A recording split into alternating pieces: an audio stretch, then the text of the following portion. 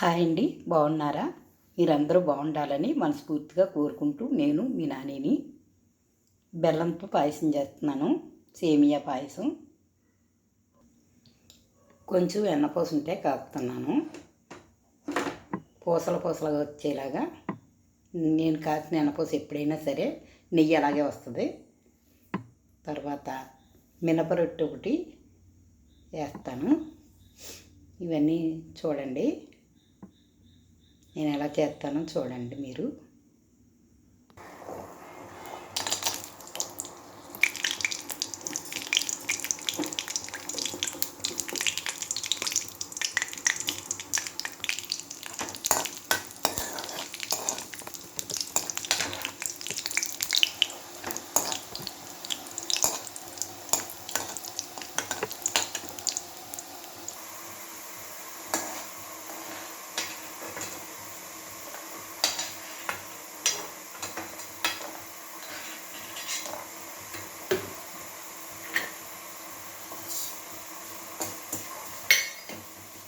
కొద్దిగానే చేస్తున్నాను.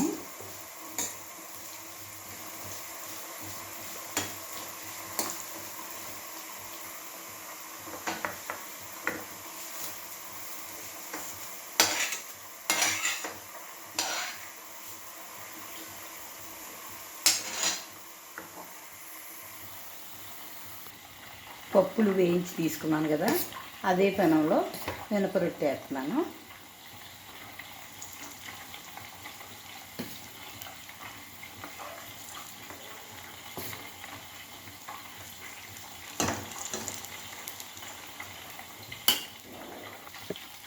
నేతి మినపరొట్టె అన్నమాట ఇది.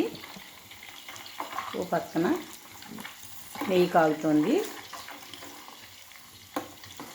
మాడిపోకుండా తెల్లగా లేకుండా మంచి కలర్ వచ్చిన తర్వాత అప్పుడు స్టవ్ ఆఫ్ చేసుకోవాలి. కాగిపోయింది నెయ్యి. ఈ కలర్ వస్తే బాగా పూసలలాగా తోడుకుంటుంది అన్నమాట. స్టవ్ ఆఫ్ చేసేసుకోవచ్చు. బెల్లంతో పాయసానికి పాలు పెట్టాను స్టవ్ పైన. అవి పొంగిన తర్వాత సేమియా, తర్వాత సగ్గుబియ్యం, నానబెట్టి ఉంచుకున్న సగ్గుబియ్యం వేసుకోవాలి. రొట్టె అయితే ఒక పక్కన కాలింది, రెండో పక్కకి తిరిగేస్తున్నాను. నెయ్యి కలర్ కనపడుతుందా? ఈ కలర్ వచ్చేలా కాసుకోవాలి.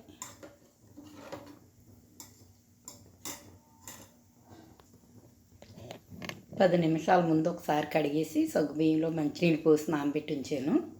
ఇప్పుడు పాలల్లో వేసుకుందాం.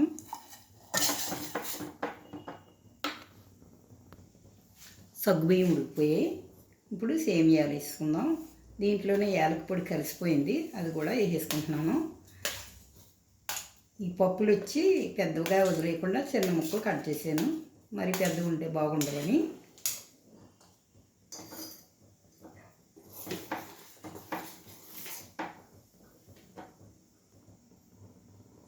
ఈ రొట్టె కాలిపోయింది, వేగిపోయింది రెండు వైపులా. తీసేసి ఇంకోటి వేస్తాను.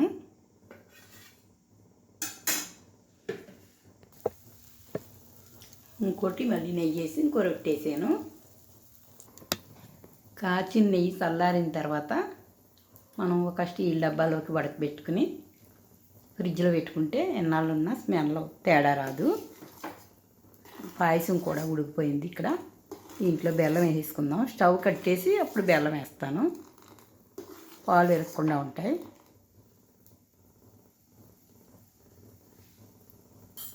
ఒక విషయం అండి, పొట్ట పెరిగిపోతుంది కదా కొంచెం మందికి.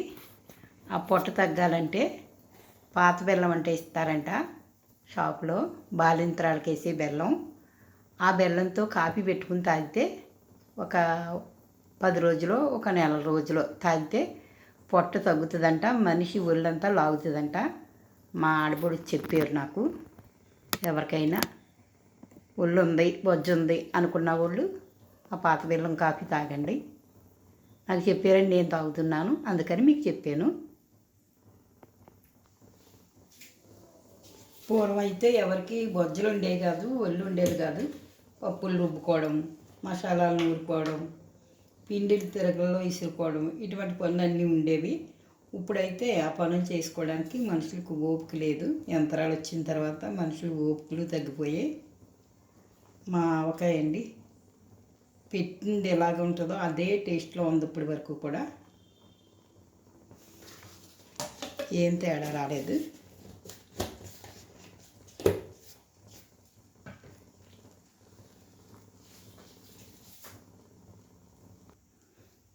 ఈ పాయసం బాగా చల్లారిన తర్వాత వేయించుకున్న పప్పులు, బెల్లం వేస్తాను.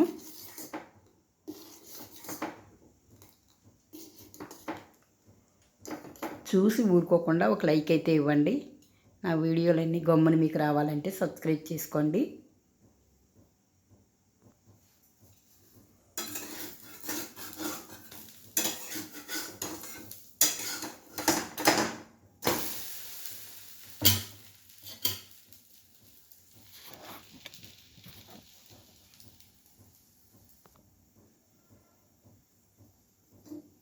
చల్లారిపోయింది నెయ్యి అయితే వడకెట్టేసుకుంటాను.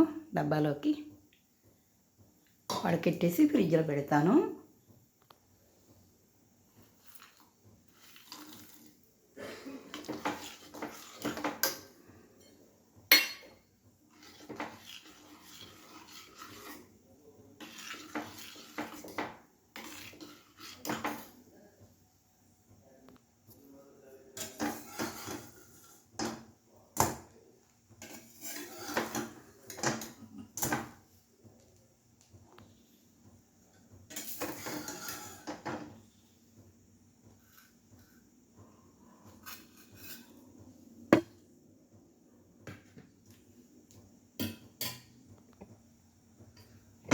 నేను ఇడ్లీకి, మినపరొట్టికి కూడా 1 గ్లాసు మినపగుళ్ళు వేసానంటే 3 గ్లాసులు ఇడ్లీ రవ్వ కడిగి వేస్తాను. సమంగా సరిపోద్ది. ఏమీ తక్కువ ఎక్కువ రాకుండా సమంగా సరిపోద్ది. ఈ పిండి కూడా నేను అలా రుబ్బిన పిండే, ఇప్పుడే రుబ్బాను. ఇంకా రుబ్బేటప్పుడు చూపించలేదు. రొట్టి బాగుంటుంది, ఇడ్లీ బాగుంటుంది. అలా ఒకసారి 1 గ్లాస్కి 3 గ్లాసులు ఇడ్లీ రవ్వ కలుపుకొని చూడండి, సమంగా సరిపోద్ది. మిక్సీలో కాకుండా గ్రైండర్లో రుబ్బాలి పిండి, అప్పుడైతే సమంగా సరిపోద్ది. ఇదిగో సేమియా పాయసం రెడీ అయిపోయింది. స్టవ్ ఆఫ్ చేసుకున్నాక బెల్లం వేసుకున్నాం కాబట్టి పాలు ఏమి ఇరగవు, ఎలా ఉన్నాయి అలాగే ఉంటుంది. పాలు ఇరిగితే సేమియా టేస్ట్ ఉండదు. మంచి బెల్లం అయితే ఇరగవు. ఒక్కో బెల్లం ఉప్పుగా అది ఉంటుంది, అలాంటి బెల్లం అయితే ఇరిగిపోతుంది. కానీ ఈ బెల్లం అయితే మంచిదే, ఇరగలేదు. శుక్రవారం నైట్ టిఫిన్ ఇది.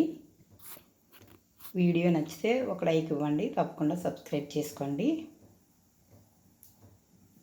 మరో మంచి వీడియోతో మళ్ళీ కలుసుకుందాం. బాయ్.